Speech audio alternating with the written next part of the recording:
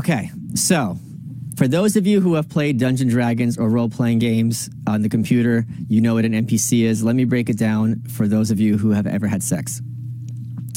When you're playing, let's suppose, Dungeons & Dragons, or a computer game, Ultima, or Final Fantasy, you have your party, right? You have your warrior, you have your priest, you have your magic user, you have your thief, let's say, 4 of them. You, as the player at home, are telling each of those 4 what to do, right? You're in control of them. So those are called player characters, PCs. In these games, you go to different towns, and each town there's going to be an inn, there's going to be a store where you can buy and sell weapons, there's going to be a store where you can buy and sell armor, a store where you can buy and sell supplies or spells, right? Easy to understand.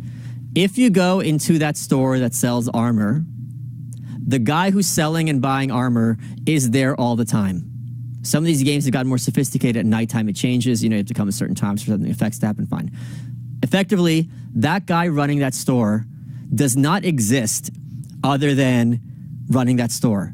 He is a menu. All his job is to buy armor and sell you armor. And of course, different towns are going to have different types of armor as you level up. This character is called an NPC, a non-player character, because he doesn't really do anything. You can't select to play as him, and he doesn't really have an existence. His only options are what he's programmed to do, which is basically all I know how to do is to sell armor and buy armor, and I have a very limited option in terms of how I express myself. There's going to be a menu. You choose. It'll be like buy, sell. Sometimes they have gossip, and he'll tell you, some information or help, but that's it. There's no expectation this character is going to go any further. What they've done, and start showing some of these pics, please.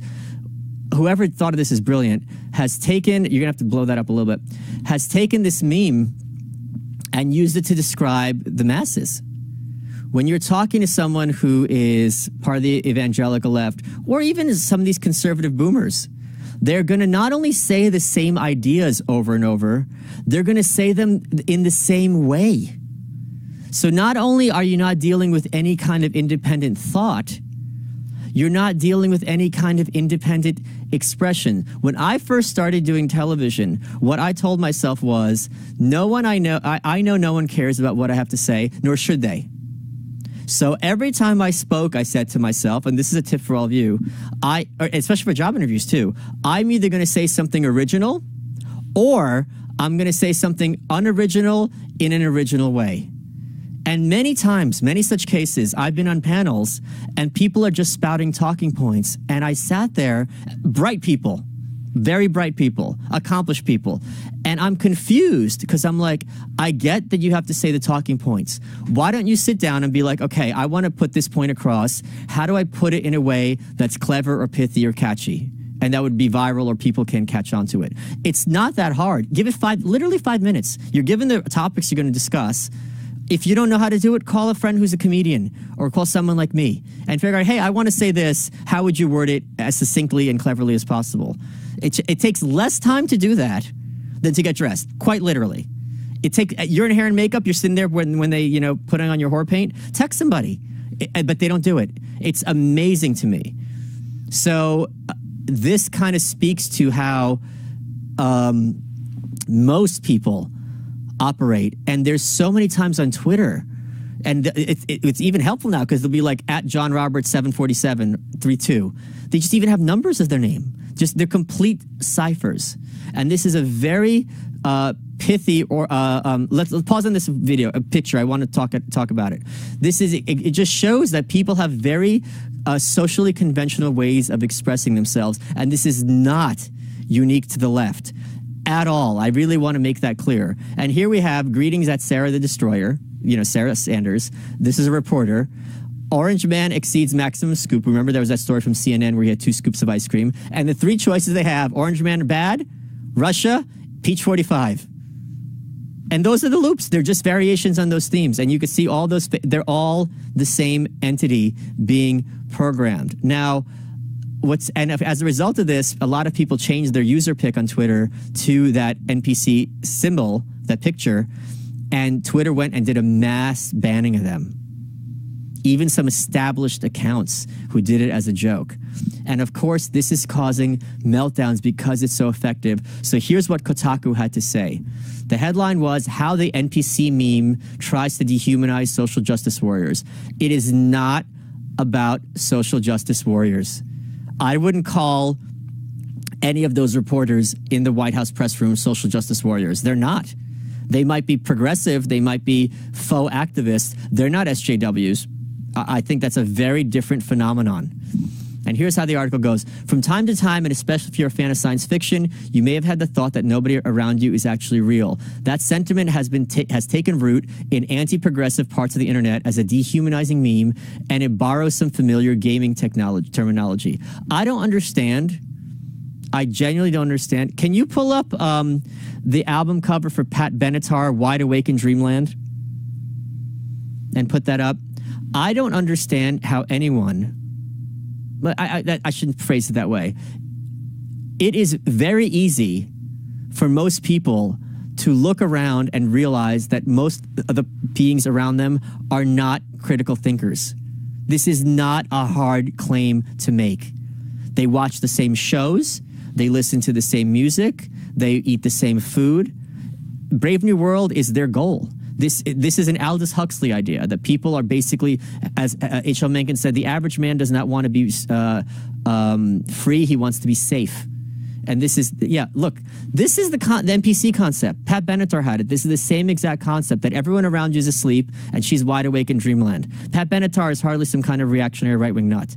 But this is a very common motif throughout cultures. This is not particularly new. And it's not and the narcissism that this is specifically against the left is hilarious. So here we go. About a month ago, a meme along these lines took root on 4chan and among anti-progressive online communities. I have to commend this reporter for using the term anti-progressive instead of racist, because that's very accurate and fair. So kudos to her. It's called the NPC meme, and it goes like this. Out there in the world, there are literally NPCs who have no internality whatsoever. There are some giveaways, of course. They spit out canned lines. Good weather day, huh? And flock to normie trends. Are Ugg boots still a thing? By the way, this idea of having... I love it how the idea that having contempt for normie trends is somehow a function of 4chan and not Kotaku and people who read The New Yorker. I mean, like, the amount of contempt New Yorker readers have for normies cannot be overstated. And as the report goes, for the most part, they share the same uncritical worldview. It's not that they say, no, she doesn't get it. It's not that they share the same uncritical worldview. It's that they all share having a uncritical worldview. You can easily be a right-of-center NPC.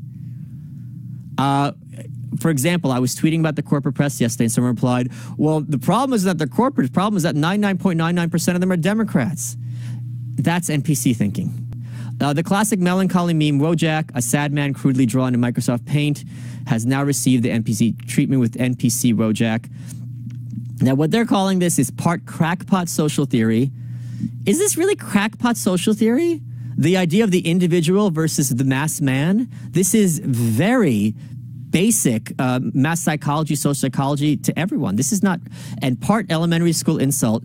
Elementary school would not call someone an NPC. They don't use acronyms in elementary school. The meme originates from a deeply... Watch how the reporter has to be dismissive and derisive at the same time without engaging with concepts that many philosophers have struggled with on a very profound level. It originates from a deeply comical medley of bogus physics and stupid religion found on the message board 4chan. Originally posted in 2016, it resurfaced last month. Here's the post, what the 4chan poster said. I have a theory that there are only a fixed quantity of souls on planet Earth that cycle continuously through reincarnation. However, since the human growth rate is so severe, the soulless, extra walking flesh piles around us are NPC, or ultimate normal fags, who autonomously follow groupthink and social trends in order to appear convincingly human. NPCs aren't even worthy of a classy wake-up sheeple. They can't. But you don't have to believe this whole souls thing to understand this concept. Anyone who's been at their family dinner for Thanksgiving, and hear people just spouting the talking points from Rachel Maddow or from Limbaugh understands what this is referring to. It's nothing to do with souls. So yeah, even though this is a kind of little like, dude, what if there's like 20 souls on Earth and they can only get reincarnated? That's not basic to this at all, even if that might be the origin. And here's what the reporter says. Here's where things get interesting. Around the time a lot of us were assigned to read The Catcher in the Rye Middle School, it was normal to have edgelord thoughts about phonies or being one of the few with who is capital A awake. This is not about phonies. A phony, in the Catcher in the Rye sense, is someone who acts a certain way publicly, and at home they're disingenuous. This is saying NPCs are very authentic. Very, very, very authentic. There's just no one there. That guy who's selling armor in that town isn't being disingenuous. That's all he knows how to do. And as the reporter goes on to say, the NPC meme takes things a step further into a political zone where mass outcry against, say, serial harassers, racial injustice, or Trumpian ideas is dismissed as not just inherently uncritical, but prima facie evidence of a lack of human consciousness. No, no, no, no, no. It's mass outcry in general. Any mass outcry is a function of NPC thinking. That's the point.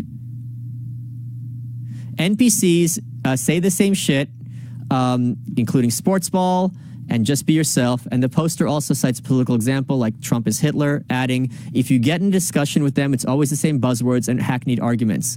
They're the kind of people who make a show of discomfort when you break the status quo, like breaking the normie barrier to invoke a real discussion. It's like in a video game where you accidentally talk to the same character twice and they give you the exact same lines word for word once more. Let me give you an example of this. We're going to get to the rest of the article maybe another time, but probably not. My college, Bucknell, I've told this story before. I was full of NPCs. Wealthy people, bright people, soulless. And it was hard for me to articulate what it was so terrible about it until I was hanging out with a buddy of mine and his roommate. And his roommate was a typical Bucknell type, even though he was not a Bucknell graduate. And I said, I tell this story all the time because I think this is really something that I think is very crucial to how I view the world. I said to him, let's play Would You Rather. And he says, okay. I said, would you rather, and the point of Would You Rather is, those of you who don't know, you have to give the person two choices and they're both going to be horrible. And the point is hard because you have to make them roughly equal. Because if it's like, would you rather be shot in the face or have a paper cut, this is not a choice. Would you rather be in the middle of a human centipede for a month or be morbidly obese for the rest of your life, like 200 pounds overweight? And he looks at me and he goes, neither. What kind of game is this? Give me some good choices.